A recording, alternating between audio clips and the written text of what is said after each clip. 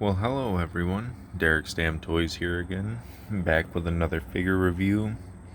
Today we've got Legend Series 15 Kane. And man, what a great figure this looks like inside of the packaging. Sadly, we gotta break this one open to review it. If I get another one, I might just keep one for the box. But, not too much of a loss. Got a little bit of damaging right there. But the packaging of this figure is beautiful.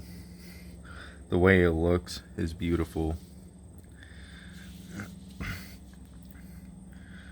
And there's a lot about this figure compared to the old one that is definitely way different. And to be honest with you, I wish I had my old one up here, but I want to say it's either downstairs with the rest of my collection, or I might have turned it into a custom Eric Rowan, because that's a funny story.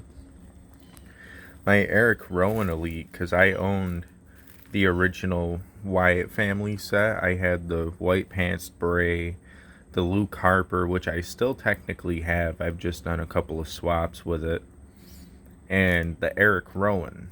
And out of all three of them, the Eric Rowan, his leg decided to just break one day. Like it was fine for 2 to 3 months, and then just randomly out of the blue, the leg peg snapped. So I had to improvise, and I saw people were taking Kane Elites and putting the Daniel Bryan jumpsuit on them and swapping the head sculpts and putting the Eric Rowan head sculpt onto it. And they were saying that was kind of like one of the best ways you could get a Wyatt family Rowan with a better posability. So, just for any of you fans that still own Eric Rowans, how many of you have done that to have a better posed Eric Rowan?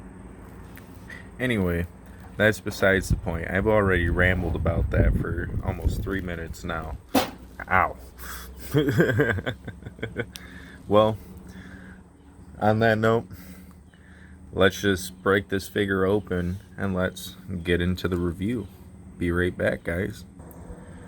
Alrighty, guys, we are back and taking a look at the accessories. Yeah, I actually took the second set of hands off for once.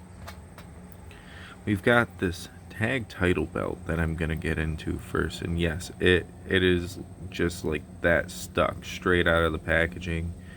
Maybe if I can manage to hook it and let it like unwarp from the packaging.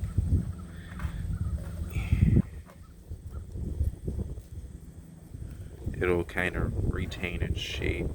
That really took me way longer than I thought it was actually going to. Let's see if I can get some focus in on this tag championship. It doesn't really look like I'm bound to get much focus off. Hold on. Oh man, let me switch to a different camera view. There we go.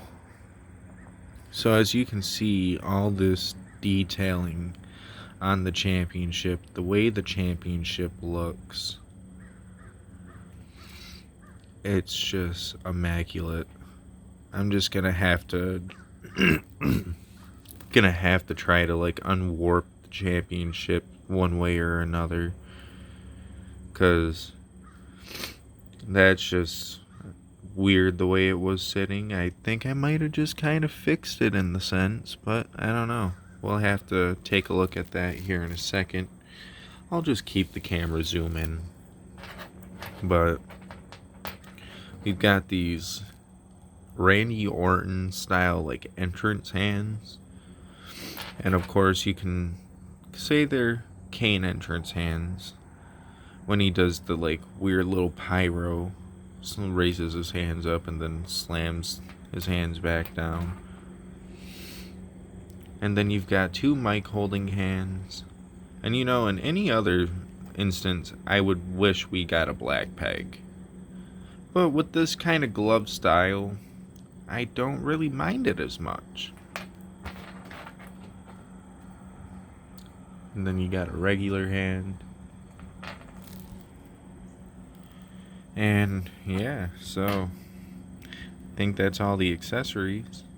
Why don't I get into breaking down the cane, which, oddly enough, as beautiful as it is, I have like 1 to 2 gripes with. So I'll be right back.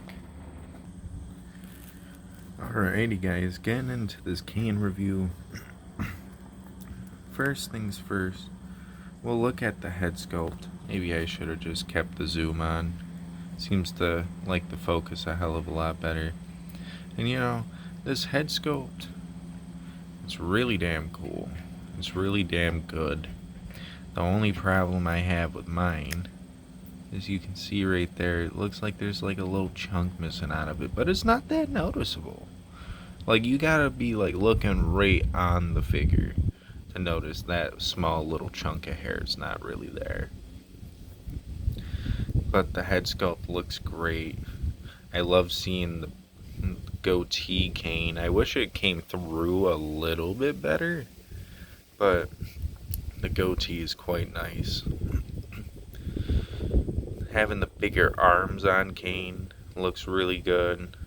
I love the sculpting. I wish this was like a sculpted gauntlet here, but that's okay. And you know, this attire, I want to say, is essentially just like a re-release of, what was it, the Ringside Collectibles cane, but they added knee pads and they didn't give us an alternative head sculpt. The boots are even the same too, which, you know, that makes me quite happy. I'm digging this figure a lot. Now let's just get into my gripes with it real quick, and this is just mine. This elbow pad is shredded up at the bottom. Now it's a good thing I have a plethora of big guy elbow pads, so I can replace it with no problem. But that's just a little sad to see, paying for a brand new figure and that happens.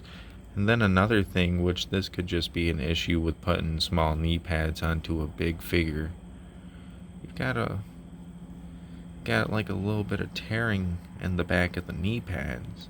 It's even on this knee pad too, a little more prevalent on that knee pad in my opinion. But those are just 2 small gripes. Like, honestly, having the big arm gap here because of the shoulder really doesn't bother me that much, because I kind of got used to it with the Otis. But you know, speaking of the arms and stuff, why don't we just start breaking down the articulation? So the head can look down that much, not really much, because he's got the long hair. He can look up about that high. He's got some pretty nice ab crunch. Can go that far back and that far forward. The arm joints, man. Unlike most of the modern day Mattel figures, these arm joints are like buttery smooth. They just flow. They don't have too much of a stiffness to them.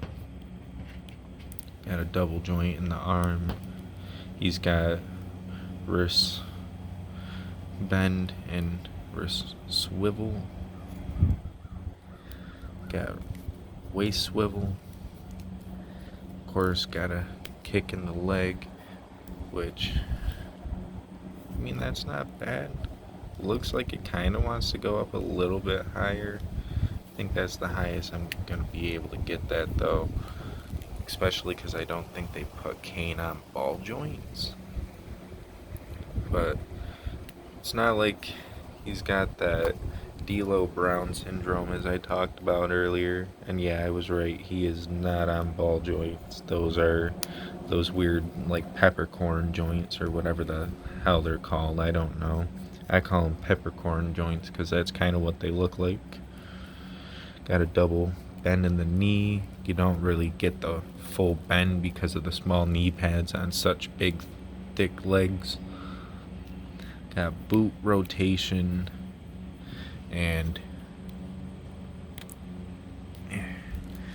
not gonna force it too much, but as you can see, he's got ankle bend and he's got ankle pivot. But yeah, on that note, we're gonna get into rating this figure overall and giving my thoughts and maybe giving some updates into how I'm gonna review figures here in the future. Alrighty, guys. So, got the Kane, got him with his tag belt. I wish I could have busted out the other tag belt that I have that's just like that, because I would kind of love to display him and RVD or him and Hurricane with the tag belts. I feel like that would be like a really cool setup. But so yeah, we've went through the articulation, we've went through the accessories. This Kane, it's a beautiful Kane, man. I don't know how many Kane figures you guys may own. Besides the one that I turned into a custom, this is my second Kane figure overall. He's not a guy I tend to pick up too often. They don't have many looks of him that I want, especially not the fruit roll-up red mask that he wears nowadays. And I say nowadays because his last voice crack his last match, he wore the 2012 return mask and stuff like that, and I don't know, that attire is just not really that cool. I always took the head sculpt off of it and made it more of like a 2010 looking Kane, but with the modern look to it. Gave him like this kind of glove, and I think I actually gave him that gauntlet from my old Kane too. And if I can, one of these days, I definitely gotta do like a collection video, show you guys my whole collection, because I mean, going based off of what I've bought and stuff like that, you guys probably don't think I have a whole lot in my collection, but I've been collecting these figures since I was about 10 years old, so I've got about 20. I've got about 12 years at this. I've got quite a bit of figures to show off. But speaking of showing off, this Kane definitely is a top tier Kane. It's not plain Jane at all.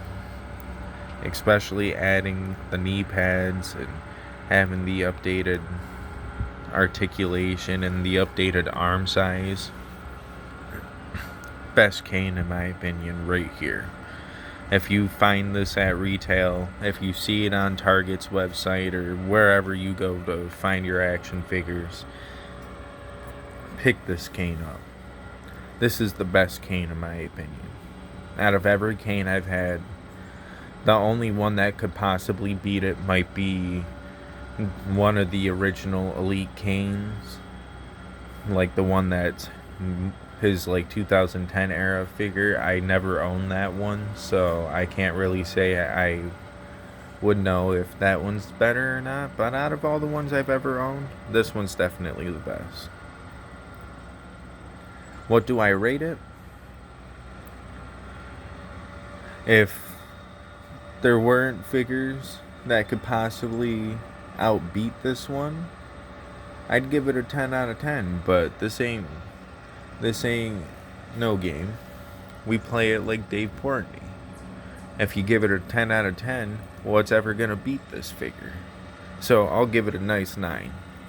And out of 5 stars, I'm giving it a 4.5. This is one of my favorite figures I have that I own. Having a second tag belt really makes it worth it, because I have I think it was Elite 10 Big Show that came with the SmackDown and Raw tag team titles. So now I'm just missing one SmackDown tag title, and honestly, I wonder if this belt and that one are different, or if they're actually the same, because I want to say there's technically a second version of that title that came in a ringside collectibles belt pack, but I don't know if that one was truly different or not. Anyways, I rated the figure. Now let's talk about some ideas as to how I'm going to start reviewing them in the future.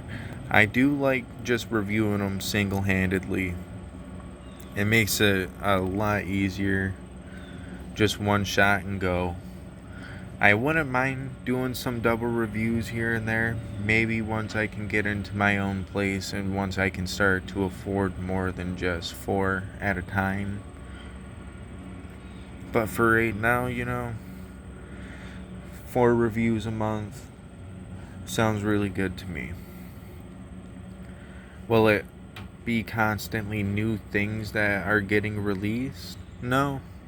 I can't say I have the money to sit there and buy whole waves of modern day elites, because they're pretty expensive once they first release. I try to wait for them to cheapen up a little bit.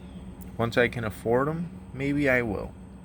And maybe we will get like full reviews and full elite waves and stuff like that. But until now, it's just going to be stuff that I want to add to my collection. So don't be expecting like Elite 97 Chainsaw Charlie or Omos or Alexa Bliss or any one of those. I have been thinking about getting the Sheamus and the Omos though. I will not lie there. The Sheamus looks really good and the Omos looks pretty damn cool too. But yeah, I've ranted enough about how I'm gonna do figure reviews here in the future. You guys should be seeing this come up next Monday. So if it's Monday when you're watching this, cool. If it's not, you know when it was uploaded. I gotta go get ready for work. So like the video if you like the video. Subscribe for future content. And I'm out of here. Peace, yo.